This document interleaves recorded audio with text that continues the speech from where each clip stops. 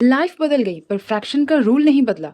हम में से 90% लोग फ्रैक्शंस तो जानते होंगे, पर उसके कैलकुलेशंस में कुछ मिस्टेक्स ज़रूर करते होंगे जो आपको नहीं करना था। तो चलें समझते हैं फ्रैक्शन के कैलकुलेशंस को बहुत ही ईजी वे में। फ्रैक्शंस में बेसिकली 4 टाइप्स के अलग अलग टाइप्स के कैलकुलेशंस होते हैं। तो वन बाय वन हम डिस्कस करेंगे कि किस कैलकुलेशन को किस तरह से ऑपरेट किया जाता है। ओके, तो सबसे पहले हमारा जो कैलकुलेशन है वो एडिशन का है। ठीक है, कि फ्रैक्शंस, कोई दो फ्रैक्शंस अगर दिया गया है तो हम उसको कैसे ऐड करेंगे। तो ऐड करने का बहुत ही सिंपल प्रोसेस है। Let's take an example. First of all we will take two different fractions like 2/5 plus 8/15। We have taken two different examples of fractions. हमने यहाँ पे दो अलग अलग फ्रैक्शन ले लिया। ठीक है, अब हम इसको करेंगे ऐड। तो इसको ऐड करने का तरीका क्या है? First of all we need to calculate the LCM of the denominators of both the fractions. ठीक है, सबसे पहले हमें दोनों फ्रैक्शंस के डिनोमिनेटर को देखना होगा और उसका एलसीएम निकालना होगा। ठीक है, तो 5 और 15 का एलसीएम क्या होगा? 5 और 15 का एलसीएम होता है 15। ठीक है, अब एलसीएम हमारा निकल गया है। अब इसके आगे हमें क्या करना है कि 5 से 15 को डिवाइड करना है। सबसे पहले हम 5 से 15 को डिवाइड करेंगे तो कितने टाइम्स में डिवाइड होगा? 5 के टेबल में 15 3 टाइम्स में आता है। तो जो 3 हमारा आया वो 2 से मल्टीप्लाई हो जाएगा। ठीक है, फिर ऐड का साइन आएगा। देन 15 को डिवाइड करना है 15 से, तो कितना होगा? 1। तो 8 1 से मल्टीप्लाई हो जाएगा। 3 2 ज़ार 6, 8 1 ज़ार 8। नीचे 15 वैसे ही रहेगा। अब 8 और 16 को ऐड करने पे हमारा आंसर कितना आएगा? 14/15। This is our final answer. ठीक है, इस तरह से हम ऐड करते हैं दो अलग अलग फ्रैक्शंस को। फिर एक बार समराइज वे में हम आपको एक्सप्लेन करते हैं। सबसे पहले हमें दोनों फ्रैक्शंस के डिनोमिनेटर का एलसीएम निकाल लेना है। यहाँ हमारा एलसीएम कितना आया? 15। अब 5 से 15 को डिवाइड करेंगे तो 3 आएगा। तो जो 3 आया वो इसके ऊपर वाले न्यूमरेटर से मल्टीप्लाई हो जाएगा। 1 इसके ऊपर वाले डिनोमिनेटर से मल्टीप्लाई हो जाएगा। ठीक है, तो ये 3 2 ज़ार 6, 8 1 ज़ार 8। अब दोनों को ऐड करेंगे 14 आ जाएगा बाय 15। ठीक है, this is our final answer. अब दूसरा एग्जाम्पल लेते हैं जिसमें एक होल नंबर होगा और एक फ्रैक्शन होगा, जैसे 4 + 7/3। इसमें एक होल नंबर है और एक फ्रैक्शन है। सबसे पहले हमने क्या किया, जो डिनोमिनेटर 3 था उसको वैसे ही लिख दिया। उसके बाद यहाँ पे क्या आएगा? 4 3 ज़ार 12। और ये 7 जो है वो वैसे ही लिखा जाएगा क्योंकि इसके नीचे 3 है। अगर 4 के नीचे भी 3 होता तो हम 4 को एज इट इज़ लिखते, लेकिन यहाँ 4 के नीचे 3 नहीं है तो 4 3 से मल्टीप्लाई हो गया।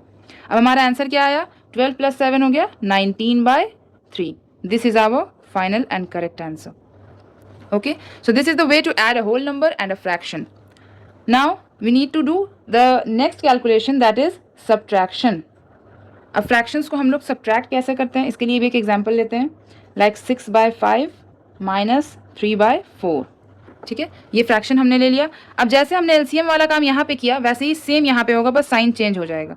5 और 4 का एलसीएम हो जाएगा क्या? अगर आप एलसीएम निकालने की ट्रिक सीख लोगे तो आपको इजी हो जाएगा, अलग से प्राइम फैक्टराइजेशन करने की ज़रूरत नहीं पड़ेगी। ठीक है, तो यहाँ 5 और 4 का एलसीएम हो जाएगा 20। ठीक है, अब 5 अगेन 20 को डिवाइड करेगा कितने टाइम्स में? 4 टाइम्स में। तो ये 4 जो है 6 से मल्टीप्लाई हो जाएगा, माइनस अब 4 20 को डिवाइड कितने टाइम्स में करेगा? 5 टाइम्स में। तो ये 3 5 से मल्टीप्लाई हो जाएगा। ठीक है, 6 4 ज़ार 24 माइनस 5 3 ज़ार 15। तो हमारा आंसर कितना आ गया? 24 माइनस 15 9/20।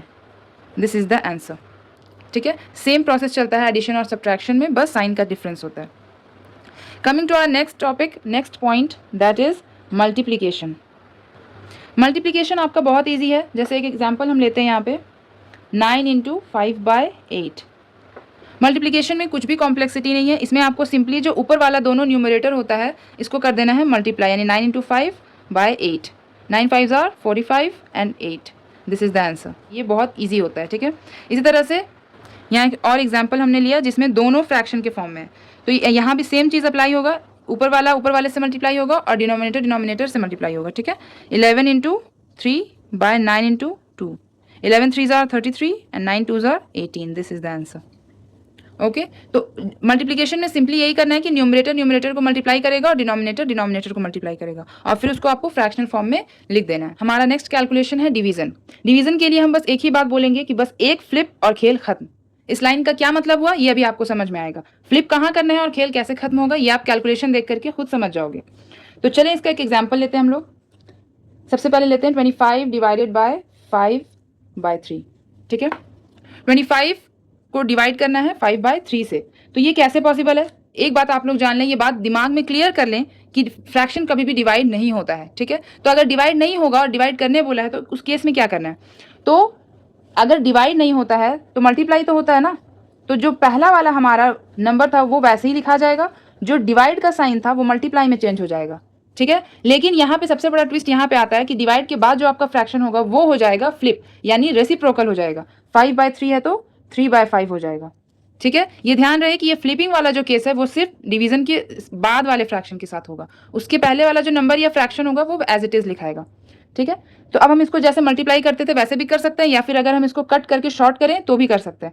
जैसे 5 1 ज़ा 5, 5 5 ज़ा 25, ना 5 × 3 15, दिस इज आवर आंसर, ठीक है। अब एक और एग्जाम्पल से आपको समझाते हैं, जैसे 6/7 डिवाइडेड बाय 18/49, ये एक एग्जाम्पल हमने ले लिया। अब इसको कैसे डिवाइड करेंगे, तो जैसे हमने पहले कहा कि पहला वाला फ्रैक्शन या नंबर वैसे ही लिखाएगा, डिवाइड इनटू में चेंज हो जाएगा और उसके बाद वाला जो फ्रैक्शन है वो फ्लिप हो जाएगा, यानी 49/18, ठीक है। अगर आपका यहाँ पे कट हो रहा है तो आप कट कर सकते हैं, या फिर आप उसको डायरेक्टली मल्टीप्लाई करके भी लिख सकते हैं, दोनों करेक्ट है। तो यहाँ पे हमारा कट हो रहा है 6 1 ज़ा 6, 6 3 ज़ा 18, 7 1 ज़ा 7, 7 7 ज़ा 49। अब हमारा आंसर क्या आ गया, 7/3। अगर आप कट करके इसको मल्टीप्लाई करोगे तो आपके लिए ईजी हो जाएगा, ठीक है। तो this is the way to divide two fractions. तो यहाँ पे हमारा ये जो टॉपिक था, ये ऑपरेशंस इन फ्रैक्शंस, ये कंप्लीट होता है। अगर आपको कोई भी डाउट है तो आप कमेंट्स में पूछ सकते हैं, और इसके बाद आई होप आपको फ्रैक्शंस का एक एक पार्ट अच्छे से क्लियर हो गया हो। Again we will continue a new topic in our next session.